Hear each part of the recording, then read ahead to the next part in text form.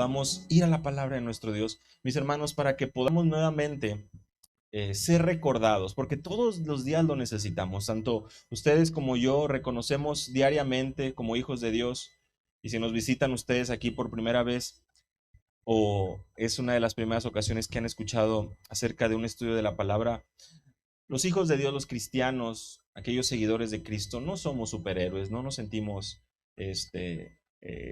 con una fuerza y una capacidad de vencer el pecado y no vivimos por encima de los problemas en el sentido de que no sufrimos, no. Lo que la Escritura nos enseña es que lejos de guiarnos simplemente por todas las situaciones adversas de nuestro alrededor, de desanimarnos constantemente, si bien es cierto, el desánimo puede llegar, pero nuestra confianza está en Cristo. Y esas son palabras que nuestro Señor Jesucristo dio a sus discípulos, y tanto para ustedes como para mí es lo mejor que podemos escuchar. Y en esta noche me gustaría que pudiéramos ir ahí en nuestras Biblias al Evangelio de nuestro Señor Jesucristo según Lucas, y vayamos al capítulo 10. Capítulo 10 de el Evangelio de nuestro Señor Jesucristo según Lucas. Cuando hablamos acerca de la vida de un discípulo, cuando hablamos acerca de la vida de un seguidor de Cristo, de un hijo de Dios, inevitablemente tenemos que venir a lo que el Señor Jesús enseñó. Y en esta oportunidad, mis hermanos, hermanas aquí presentes, aquello que puede traer verdadera dependencia, dirección y que puede realmente conducir nuestro camino en esta tierra es su palabra. Así que en esta oportunidad me gustaría que a partir de ahí del versículo 1, del verso 1 del capítulo 10 de Lucas, podamos seguir la lectura hasta el verso 16 y podamos estudiar 3 principios fundamentales que deben encaminar nuestra vida cristiana. 3 principios fundamentales que deben encaminar nuestra vida cristiana. Y con esto quiero decir nuestro evangelismo, nuestra vida diaria, nuestra comunión con el Señor. Daré lectura a partir del versículo 1, pueden seguir ahí con su vista. Dice la palabra de nuestro Dios. Después de estas cosas, designó el Señor a otros 70, a quienes envió de 2 en 2 delante de él a toda ciudad y al lugar a donde él iba a ir. Y les decía, la mies es a la verdad mucha, mas los obreros pocos. Por tanto, rogad al Señor de la mies que envíe obreros a su mies. Id, he aquí que yo os envío como corderos en medio de lobos. No llevéis bolsa, ni alforja, ni calzado, y a nadie saludéis por el camino. En cualquier casa donde entréis, primeramente decid pase a esta casa, y si hubiera allí algún hijo de paz, vuestra paz reposará sobre él, y si no, se volverá a vosotros. Y posad en aquella misma casa, comiendo y bebiendo lo que os den, porque el obrero es digno de su salario. No paséis de casa en casa. En cualquier ciudad donde entréis y os reciban, comed de lo que os pongan delante y sanad a los enfermos que en ella haya y decidles, se ha acercado a vosotros el reino de Dios. Mas en cualquier ciudad donde entréis y no os reciban, saliendo por sus calles, decid, aún el polvo de vuestra ciudad, que sea pegado a nuestros pies, lo sacudimos contra vosotros. Pero sabed esto, que el reino de Dios se ha acercado a vosotros. Y os digo que en aquel día será más tolerable el castigo para Sodoma que para aquella ciudad. Ay de ti, Corazín, ay de ti, Betsaida, que si en Tiro y en Sidón se hubieran hecho los milagros que se han hecho en vosotras, tiempo ha que sentadas en silicio y ceniza se habrían arrepentido. Por tanto, en el juicio será más tolerable el castigo para Tiro y Sidón que para vosotras. Y tú, Capernaum, que hasta los cielos eres levantada, hasta el Hades serás abatida. El que a vosotros oye, a mí me oye, y el que a vosotros desecha, a mí me desecha, y el que me desecha a mí, desecha al que me envió. Señor, en esta noche te damos gracias nuevamente por tu palabra y rogamos que ésta pueda traer a nuestros ojos esa luz y esa dirección, Padre, que tanto anhelamos, que tanto necesitamos en un mundo oscuro, caído, lleno de maldad, que busca seducir nuestros corazones a través de todo lo que ofrece.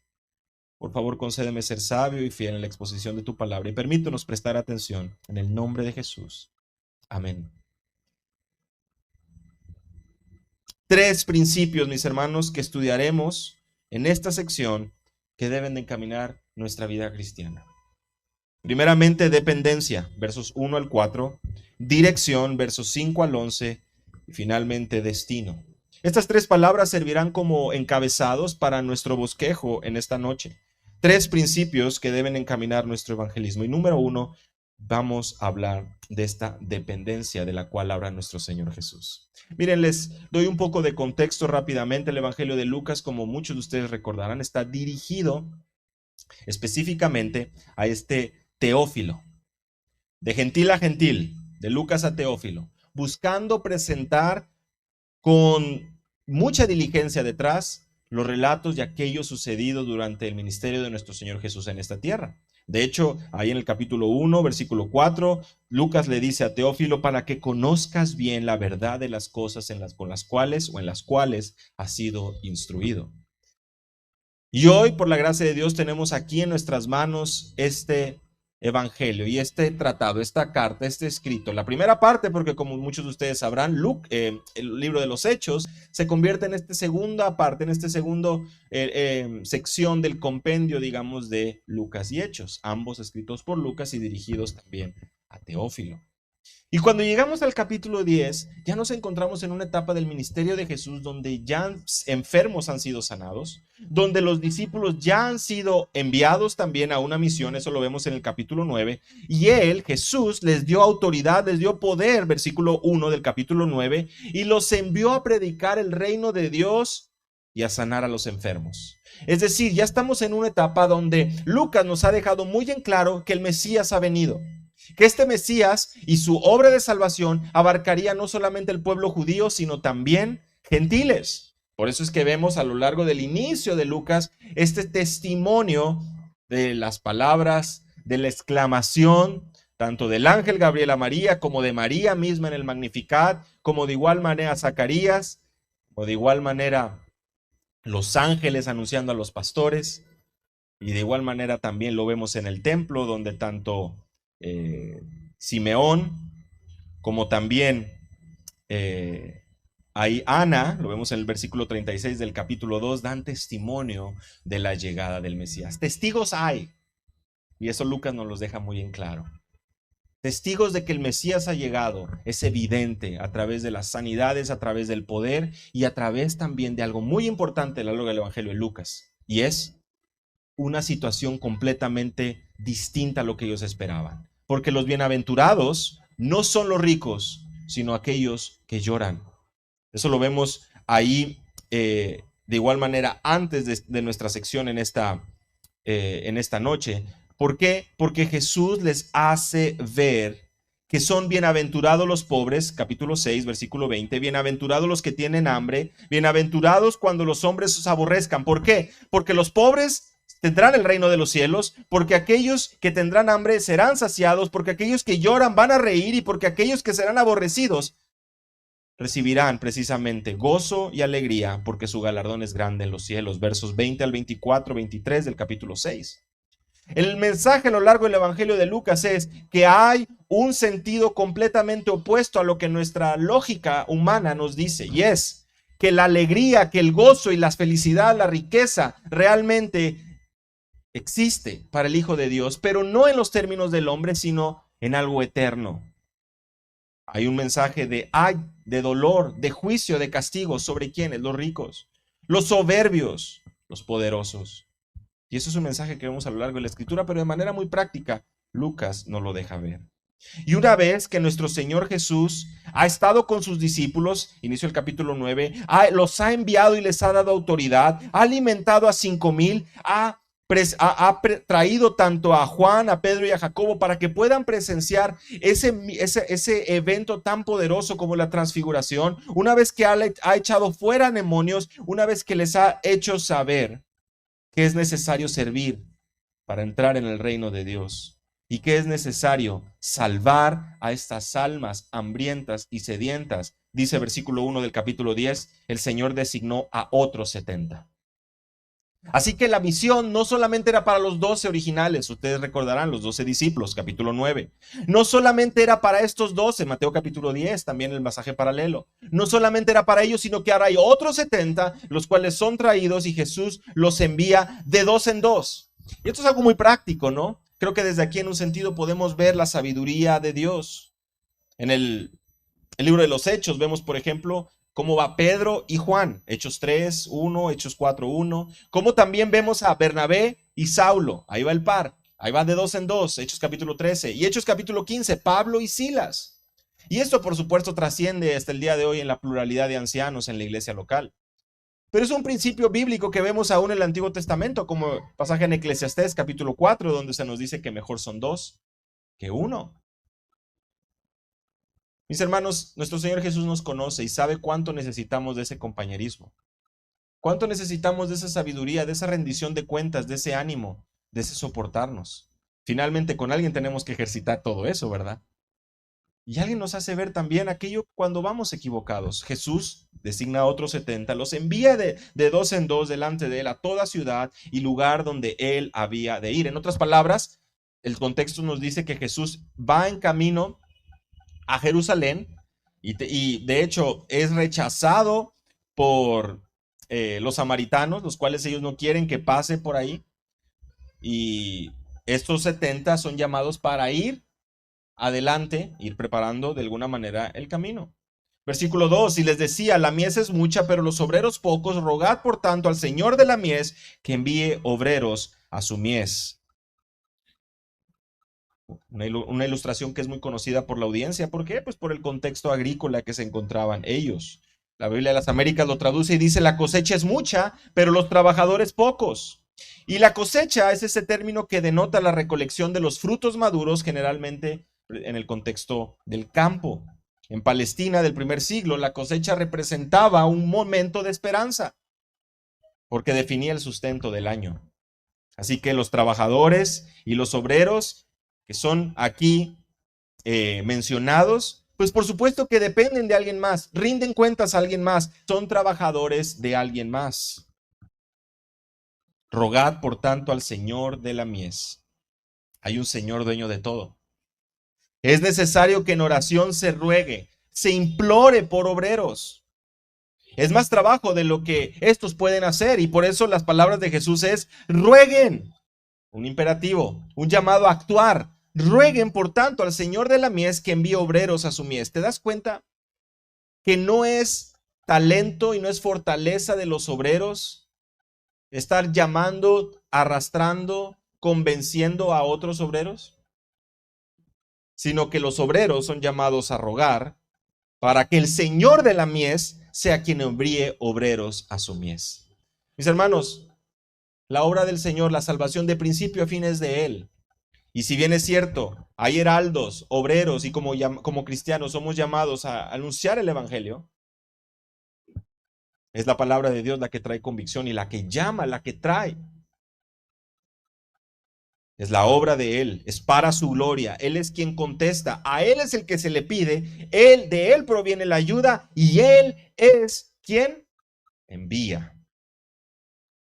Y a continuación se menciona lo que el trabajador debe hacer y cómo debe conducirse. Versos 3 y 4. Id, imperativo, mirad, que os envío como corderos en medio de lobos. ¿Te das cuenta? Muy atentos. Tienen que ir, pero tienen que prestar mucha atención. Por eso está el mirad ahí. Id, mirad, he aquí, yo os envío como corderos en medio de lobos. Tanto el he aquí como en el Reina Valera como el mirad en la Biblia de las Américas nos llama en el original a una partícula de prestar atención. Aquí viene algo importante. ¿Y cuál es eso importante? Todo va a estar en contra y va a ser difícil. ¿O no creen que eso es lo que significa esta ilustración? Como corderos en medio de lobos. Creo que ustedes y yo podemos entender que un cordero en medio de lobos no es exactamente la situación más favorable, ¿verdad? Jesús no los está enviando a unas vacaciones. Jesús no les está enviando a una situación donde el confort y toda la comodidad les va a estar esperando. Parece que les hace ver algo bastante difícil. Y es que les hace ver a los discípulos, a estos 70, ustedes van como corderos en medio de lobos. Es decir, ustedes van en una posición vulnerable. No importa tu fortaleza física ni cuán brillante seas. Versículo 4, no llevéis bolsa, ni alforja, ni sandalias, y a nadie saludéis por el camino. Oiga, a lo mejor algunos de los presentes van a decir, qué maleducados van a ser los discípulos de Jesús. Pero tenemos que entender el contexto. Ya en el capítulo 9, En los versos 1 al 6, Jesús había enviado a los 12 y también había dado unas instrucciones parecidas. Y bajo el contexto, tanto del capítulo 9, las instrucciones para los discípulos, a los 12, que lo podemos ver ahí, no toméis nada, versículo 3 del capítulo 9, no toméis nada para el camino, ni bordón, ni alforja, ni pan, dinero, ni llevéis dos túnicas. ¿Cuál es el contexto ahí? No empaquen y no lleven su maleta de viaje. Vayan así como están. Anteriormente, ahí justo unos versículos antes, se presentan estas personas que le hacen ver al Señor que quieren seguirle. Pero uno de ellos le dice, Señor, déjame que vaya primero y entierre a mi padre. Otro de esos le dice, déjame que me despida primero de los que están en mi casa. Mis hermanos, cuando meditamos en estas palabras, y justo ahora en el capítulo 10, parece ser, si hacemos una lectura muy superficial, que Jesús parece que no tiene sentimientos. Porque por una parte le dice a un hombre, verso 59 del capítulo 9, deja que los muertos entierren a los muertos. Pero si el hombre quiere enterrar a su papá, dirá alguno de ustedes. Bueno, no tenemos tiempo para ver todos los detalles, pero vale mucho la pena el poder meditar en algo. ¿Que Jesús no es aquel que había hecho tantos milagros anteriormente? Si el padre estuviera muerto, o realmente si hubiera estado enfermo, o si estuviera muerto, ¿no tendría Jesús el poder para sanarlo, resucitarlo? Este hombre no parece estar muy preocupado porque su padre reciba una sanidad de parte de Jesús, ni para que su padre vuelva a la vida. Este hombre parece más bien estar diciéndole, primero tengo cosas que hacer.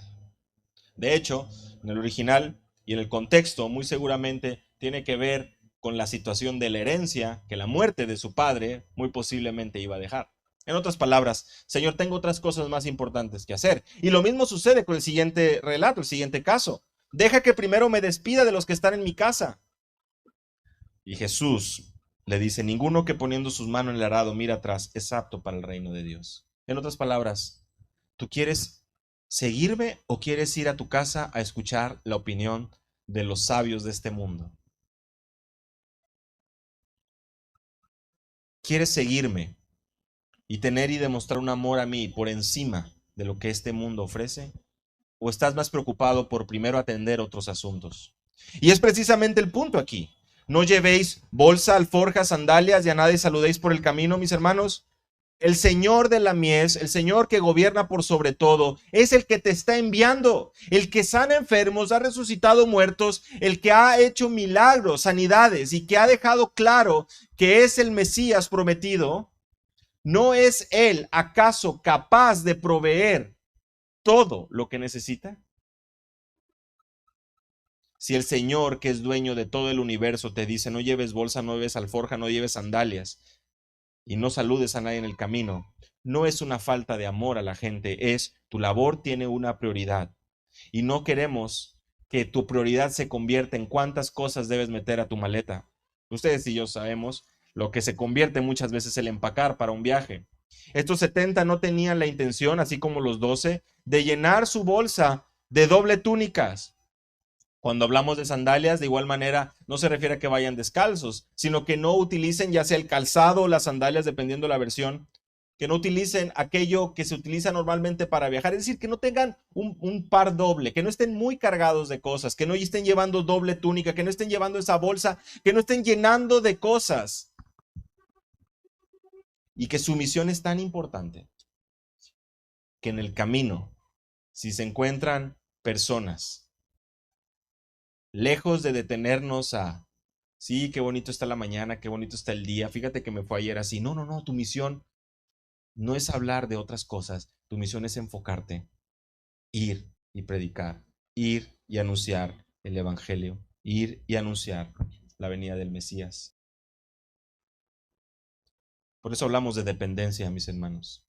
Porque si el Dios creador de todo el universo es quien nos ha enviado, ¿quiénes somos nosotros para cuestionar?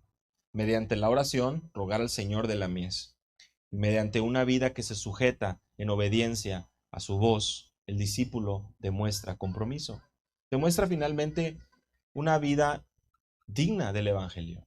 ¿Por qué? Porque si bien es cierto, en nuestro momento ahora, en nuestro tiempo ahora, tenemos un reto muy importante. Palabras del apóstol Pablo ahí en Filipenses capítulo 2, brillar como luminares en el mundo. En palabras de nuestro Señor Jesucristo, siendo luz y sal en este mundo. Nuestra labor no consiste en llenar nuestros bancos, en llenar nuestras cuentas de banco, en llenar nuestras casas, en enriquecernos sin fin o de manera prioritaria.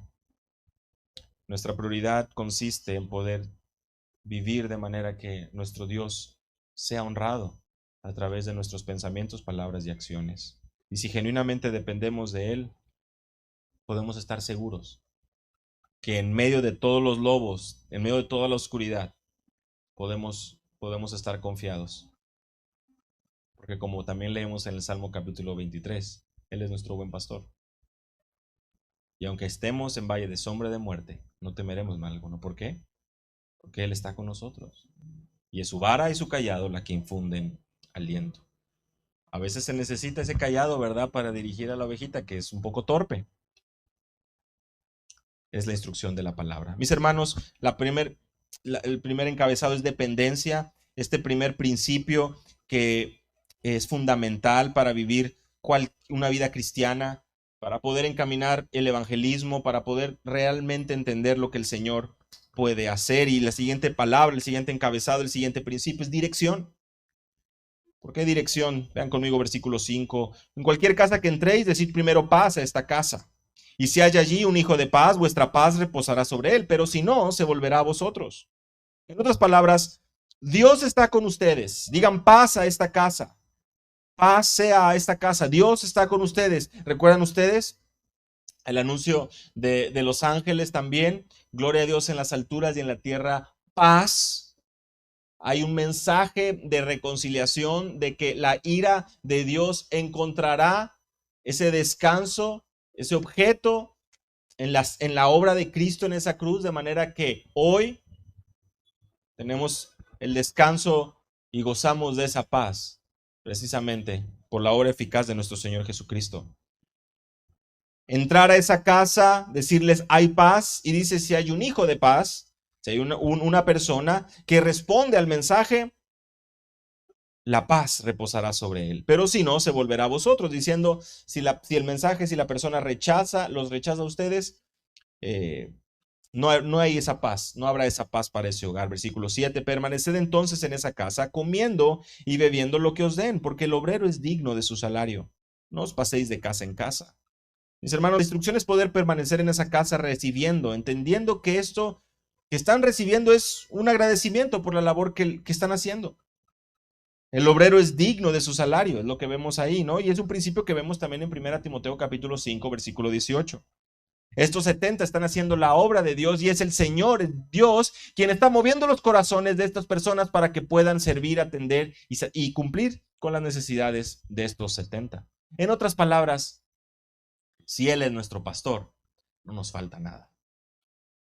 Estos 70 tienen una misión que es ilógica al entendimiento de la humanidad, ¿verdad? Van a ir de viaje, van a ir de 2 en 2 y además no van a empacar muy cargados, van a ir ligeros.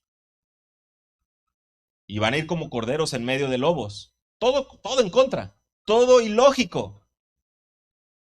Pero es el buen pastor, es el Señor de la mies, quien los envía y quien les hace ver y les dice que habrá quien los reciban y habrá quienes le provean su alimento. En cualquier ciudad donde entréis y os reciban, comed lo que os sirvan. Bueno, aquí podría haber unas implicaciones, aplicaciones que podríamos hasta presentarle a nuestros hijos, ¿verdad? Mira cómo los 70 tienen que comer lo que les sirva, por eso tú tienes que comer todo lo que te servimos. Y podríamos llegar a conclusiones así, pero aquí el punto es que podamos apreciar que el Señor tiene cuidado de los suyos. Y no deben de ser tampoco tan especiales en saber qué comen o qué no comen. La idea es que puedan entender cómo responder ante el hecho que una ciudad los reciba. Y mis hermanos, recordando, porque algunos tal vez puedan estar pensando, ¿y qué pasa si les ofrecen esta comida, pues, prohibida por la ley ceremonial del Antiguo Testamento? ¿Qué pasa si, todavía no llegamos al libro de los Hechos y por supuesto lo que Pedro llega a vivir, pero ¿qué pasa si a las casas que llegan pueden ofrecerles algo en contra? Bueno, aquí otra vez enfatizado o reenfatizado el principio que Jesús también enseña en Marcos capítulo 7, que no es lo que está afuera lo que contamina al hombre, sino aquello que proviene precisamente de su interior. Lo que les den, eso comen. Y vemos que al obedecer a Dios, al seguir su dirección, Él mismo será quien se encargue de proveer para las necesidades del Evangelio. Y aquí hay implicaciones para nosotros en cualquier área de nuestra vida. Si insistimos en pecar, si insistimos en abrazar nuestro pecado, si insistimos en mentir, en robar, en engañar, porque pensamos que es la manera de suplir para nuestra familia, si insistimos en hacer las cosas a nuestra manera, no solamente estamos mostrando desobediencia, rebeldía y falta de confianza en Dios, sino que realmente le estamos haciendo ver al Señor que nosotros pensamos hacer las cosas y pensamos saber más de lo que Él sabe. Es un orgullo tremendo. Mis hermanos, y un principio fundamental, dos principios fundamentales que estamos viendo aquí para la vida cristiana, es primero entender que dependemos de Él. Él es quien nos permite despertar cada mañana. Y que él es quien provee la dirección y va a suplir conforme nosotros vayamos caminando en obediencia a su palabra. Estos 70 fueron enviados a una misión sumamente difícil, que posiblemente, si alguno de nosotros aquí hubiéramos estado ahí, posiblemente hubiéramos levantado muchas preguntas. A ver, Jesús, ¿cómo que como corderos en medio de lobos? No, pues que vaya otro, yo no voy a ir. ¿Está loco? ¿Cómo que vamos a ir allá y no vamos a llevar sandalias, doble calzado? ¿Cómo que no voy a poder? No. ¿Qué tipo de llamado es este? Este es el llamado del Evangelio. Este es el llamado de Jesús. Genuinamente, de que tu corazón, en palabras también de Santiago, no sea movido por cualquier cosa. No tenga esa doble lealtad, sino que sea siervo de uno solo. Viva para la audiencia de una sola persona y no está aquí en el sentido físico, no vive en un sentido en tu casa, es el Dios Todopoderoso. Para Él vivimos. Y de ahí se desprende todo lo demás. Mis hermanos, queremos ser mejores esposos, esposas, hijos, empleados. Sirvamos a nuestro Dios, porque a partir de ahí, de una lealtad a Él, se desprende todo lo demás. El vivir una vida en armonía con el prójimo, el aprender a perdonar, el aprender a evitar y solucionar los conflictos que se vienen en esta vida, porque vivimos finalmente en un mundo sumamente conflictivo. ¿Cómo? ¿Cómo es que podemos vivir y honrar al Señor en medio de todo eso? Meditando, cultivando, obedeciéndolo a Él, cultivando esa relación con Él, viviendo para Él. Mientras más meditamos en el perdón que Él ha tenido por nosotros, con mayor razón vamos a ser capaces de meditar en el perdón que nosotros también somos llamados a ejercitar con el prójimo. Si Él nos ha perdonado, ¿quiénes somos nosotros para negarnos a perdonar? Por eso les digo, mis hermanos, que aquí podemos apreciar que estos 70 se les llama y se les dice, ustedes van a depender del Maestro, del Señor de la mies, y la dirección para su vida ya no es más como el mundo la ve o como ustedes creen, sino que tanto dependen de Él como deben ser dirigidos por Él. Y donde lo reciban, ahí entren. Sanad a los enfermos, verso 9. Decidles, se ha acercado el reino de Dios. Sanad a los enfermos. Jesús les ha dado esa autoridad para servirle a Él. El mensaje importante, lo pueden ver ahí, mis hermanos, verso 9. Y decidles, se ha acercado a vosotros el reino de Dios. Este es el mensaje que tienen que dar. ¿Te puedes dar cuenta cómo el Señor le provee esa dirección a los 70? No los manda en medio de lobos nada más y les dice, bueno, que les vaya bien. No, los manda en medio de, como corderos en medio de lobos. Les dice, rueguen al Señor de la mies. Les dice, yo estaré en un sentido con ustedes, voy a proveer y no los voy a dejar solos ahí, porque esto es lo que va a pasar. Estos son los escenarios. Los pueden recibir o no los pueden recibir, pero si los reciben, hay que aprovechar. Y con toda la energía, el ánimo y el compromiso, dependencia de Dios, sanando enfermos. Y saben, hay que predicarles y anunciar que el reino de Dios se ha acercado. El mensaje importante es ese. Verso 11. verso 10. Pero en cualquier ciudad donde entréis y no os reciban, salid a sus calles y decid, hasta el polvo de vuestra ciudad que se pega a nuestros pies, nos lo sacudimos en protesta contra vosotros. Pero sabed esto, que el reino de Dios se ha acercado a vosotros. Ahí está la dirección. Dos escenarios. Si los reciben, el Señor provee. Pero si no lo reciben, es momento de que salgan a sus calles y promulguen, anuncien este juicio. La idea para estos 70 era que lugares públicos como el mercado o el área principal de la ciudad salgan y den testimonio en contra de ellos. Es lo que Pablo y Bernabé hacen en Hechos 13. Pero nuevamente, aún a estos que se negaron a recibirles, vean ahí cuál es el mensaje, verso 11. El reino de los cielos, el reino de Dios se ha acercado a vosotros. No tienen excusa.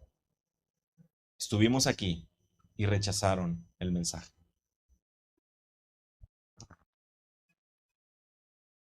Te puedes dar cuenta, y seguro has meditado en esto, sobre todo, mis hermanos, cuando necesitamos ese aliento para evangelizar.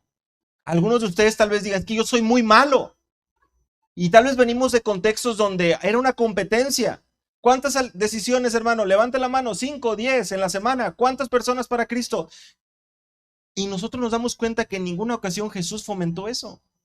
Jesús no traía a los discípulos y les decía, ¿cuántos Pedro? ¿Cuántos Juan? ¿10, 15, 20? Premio.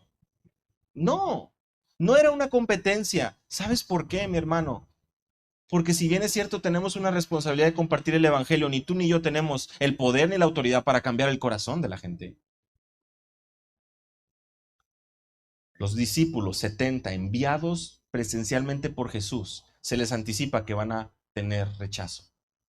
Y no solo eso, nuestro Señor Jesús, ustedes lo recordarán bien, también hubo aquellos que rechazaron su mensaje, aún teniendo al Mesías, al Hijo de Dios frente a ellos. El apóstol Pablo igual.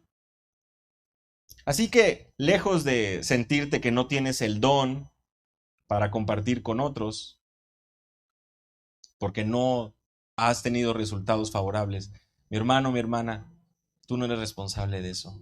Tú permite que la palabra de Dios sea la que fluya de tus labios, la que puedas compartir a otros. Y esta palabra que tiene el poder para transformar y ha tenido el poder para transformar tu vida y continúa santificándonos, es la misma palabra que puede obrar en el corazón de los demás, del incrédulo. La dirección está ahí. Y de igual manera, nuestra dependencia, nuestra dirección viene del Señor. Y sabes que Él es quien tiene en sus manos nuestro destino. Último punto, mis hermanos. Hablamos de dependencia, hablamos de dirección. Destino, versículo 12. Os digo que en aquel día será más tolerable el castigo de Sodoma, para Sodoma, que para aquella ciudad. Aquí está apuntando al día del juicio. Segunda a los Tesalonicenses 1, Apocalipsis 20. ¿Qué quiere decir esto? 70. Escuchen. Algunos los van a recibir, coman lo que les dan. Otros no, sacudan el polvo de sus pies. Pero déjame te digo algo. Y me estoy adelantando porque así termina. El problema que tienen ellos no es con ustedes. El problema que ellos tienen es con el Rey del universo y ellos no van a salir ilesos. Hermano, hermana, tú que en ocasiones sufres con ver la prosperidad del malo, con ver que el impío se sale con la suya, que el malo prospera. Bueno, primero puedes ir al Salmo 37 o al Salmo 73. Son dos salmos, tanto de David como de Asaf, donde es un recordatorio muy lindo de no tener envidia de los malos y de recordar, dice Asaf muy bien, que es cuando entró al santuario de nuestro Dios, que él comprendió y recordó el fin de los malos. Y aquí Jesús les hace ver, en aquel día será más tolerable el castigo para Sodoma que para aquella ciudad. Tú sabes y recuerdas a Sodoma, seguramente. Génesis capítulo 13. Una ciudad pecadora. Pero más que todo, Sodoma, Gomorra, gentil. Ciudades gentiles, ¿verdad? Y todo esto, recuerden que choca en la mentalidad de la audiencia judía en aquel momento. Son 3 ciudades realmente gentiles que se mencionan aquí. Se menciona a Sodoma, se menciona de igual manera Tiro y Sidón. Más adelante lo vemos. Y por otra parte se menciona Corazín, Betsaida y se menciona Capernaum en el verso 15. Y Jesús les dice, más tolerable va a ser el castigo para Sodoma, una ciudad perversa, donde Génesis 13:13 nos dice que los hombres de Sodoma eran malos y pecadores contra Jehová en gran manera, es sumamente pervertida. Una ciudad que es consumida con fuego del cielo. Génesis 19:24 y 25. ¿Por qué?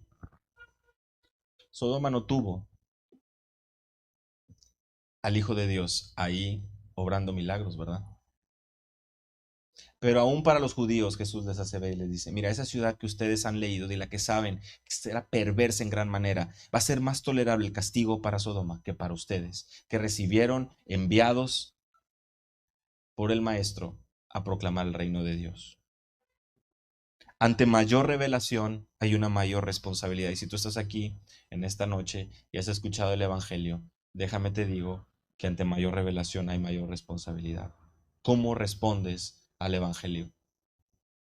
Si es rechazado, esta mayor revelación también implica mayor condenación. Cada uno es responsable de responder el mensaje. Verso 13, hay de ti Corazín, hay de ti Betsaida, porque si los milagros que se hicieron en vosotras hubiesen hecho en Sentido y Sidón, hace tiempo que se hubieran arrepentido sentados en cilicio y ceniza. Por eso en el juicio será más tolerable el castigo para Tiro y Sidón que para vosotras. Ay, expresión de juicio, de maldición. Y dice Corazín y Betsaida. Mis hermanos, son dos ciudades cercanas a Capernaum. Ahí se habían realizado muchos milagros. Ellos sabían lo que estaba sucediendo. Y les dice Jesús, hay de ti Corazín, hay de ti Betsaida, ciudades cercanas a Capernaum.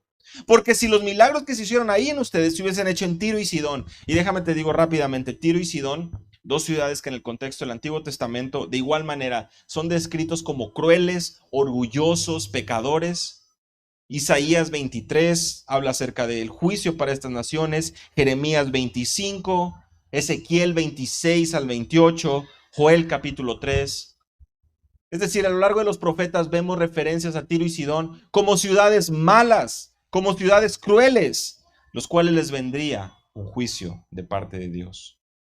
Y a estas ciudades Jesús hace referencia y les dice, de ti Corazín, hay de ti Betsaida, porque si esos milagros que se hicieron en ustedes se hubieran hecho en Tiro y Sidón, esas dos ciudades gentiles de las que han leído en el Antiguo Testamento, ellas se hubieran arrepentido. En silicio y ceniza, o sea, similar a lo que leemos en Jonás con respecto a Nínive, un arrepentimiento genuino, visible, verdadero.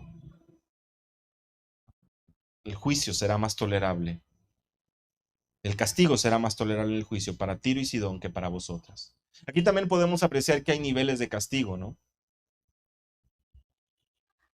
Hay niveles de... Nuestro Dios es justo y Él va a traer precisamente esa justicia que tanto anhelamos y que tanto este mundo busca. Y no estoy muy familiarizado, pero en un sentido, la autoridad y el ejemplo de lo que ha sucedido en este país con presidentes anteriores, pues parece poner la vara muy en alta para otros países en Latinoamérica, incluyendo el mío, ¿no? Hablar de presidentes como presos es algo inaudito en muchos contextos. Y yo sé que aquí hemos observado a lo largo de los últimos años presidentes presos, y en un sentido, wow, se está haciendo justicia. Pero en otro sentido, también lo sabemos. Parece ser que esa justicia a veces no alcanza a otros que también merecen el castigo. Y bien, y creo que para traerlo también a momentos y a la vida diaria, nosotros sabemos cómo muchas veces el malo sale con la suya y prospera. Mis hermanos, el castigo es real, es genuino y es inminente para el pecador. Y por eso es que si estamos en este lugar, somos recordados nuevamente que nuestro destino está en las manos de nuestro Señor, ya sea para una eternidad con Él o para un castigo. Y nuevamente, si has escuchado el Evangelio, creo que aquí podemos sentirnos identificados en un sentido, porque si continúas rechazándolo, el castigo que viene es inminente. Y tú, Capernaum, verso 15, ¿acaso serás elevada hasta los cielos? Hasta el Hades serás hundida. Mis hermanos, muchos milagros se habían hecho en Capernaum. Es en Capernaum donde Jesús les dice, yo soy el pan de vida. Juan 6. Ustedes tienen hambre, están sedientos, necesitan alimento para saciar su necesidad del alma. Jesús les dice, yo soy el pan de vida. Y Él nos dice ahora eso también en su palabra. Y ellos lo rechazaron. Juan capítulo 1, a los suyos vino y los suyos le recibieron. Los suyos no le recibieron. Pero también en los evangelios nos damos cuenta de algo. La gente estaba, ustedes lo han leído, reciben a Jesús, vayan a traer a los enfermos, hay alegría, hay algarabía, hay seguidores, hay muchedumbre. Es decir, hay aceptación. ¿Por qué? Porque hay un beneficio. Pero no se trata de recibirlo, no se trata de simpatizar, no se trata de ser amable, no se trata de un buen trato. Se trata de una vida comprometida con el llamado que Él nos hace. Por eso es que no podemos estar cómodos. Todos los días tenemos un compromiso, mis hermanos, y es el de morir a nosotros y seguirlo a Él, entendiendo que dependemos de Él, que su palabra provee esa dirección y que nuestro destino está en sus manos y no en las manos de nadie más. Por lo que Él es fiel y Él traerá ese galardón y esa espera, ese descanso eterno junto a Él. Ya ha vencido el pecado y la maldad y podremos estar gozando de Él para siempre. Nuestras vidas están seguras en sus manos, pues Él es quien ha determinado cada uno de nuestros días. Y por lo tanto, Capernaum, tú que piensas que estás quedando bien por aceptar el mensaje y por que mucha gente sigue el ministerio, ¿serás elevada hasta los cielos? No, hasta el Hades serás hundida. Lugar de tormento. Verso 16. El que a vosotros escucha, a mí me escucha, y al que a vosotros rechaza, a mí me rechaza, y al que a mí me rechaza, rechaza al que me envió. No se trata de los mensajeros.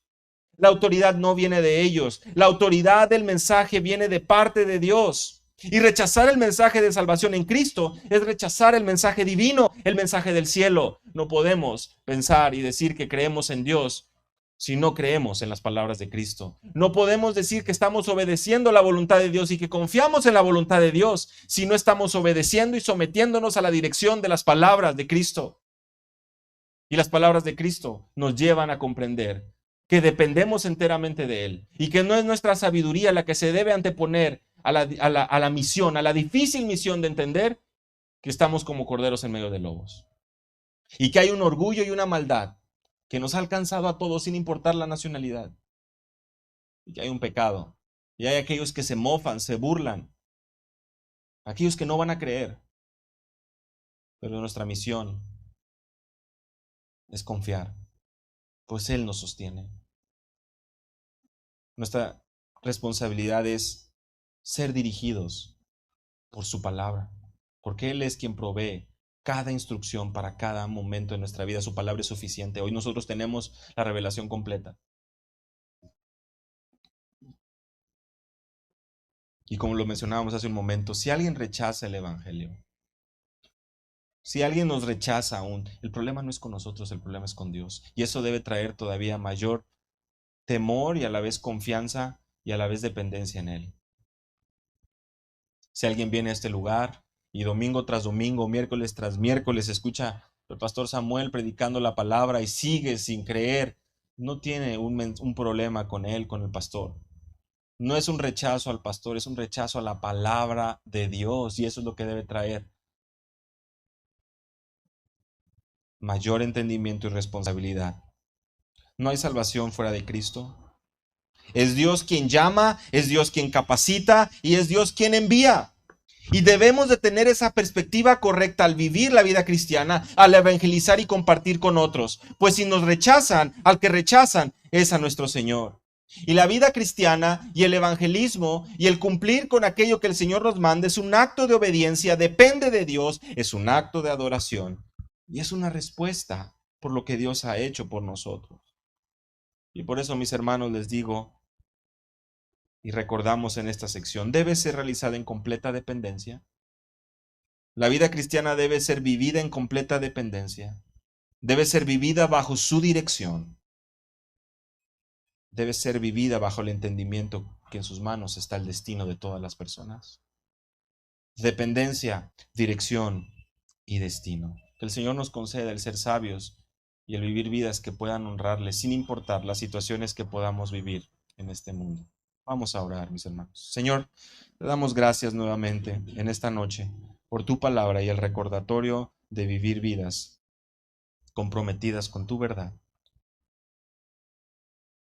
que se someten a tu dirección, que dependen enteramente de ti y que descansan en que nuestro destino está en las mejores manos. Gracias por la obra de Cristo. Por favor, concede salvación, Señor, a aquellas almas necesitadas en este lugar. Permite que tu palabra continúe siendo predicada fielmente cada semana en el nombre de Jesús. Amén.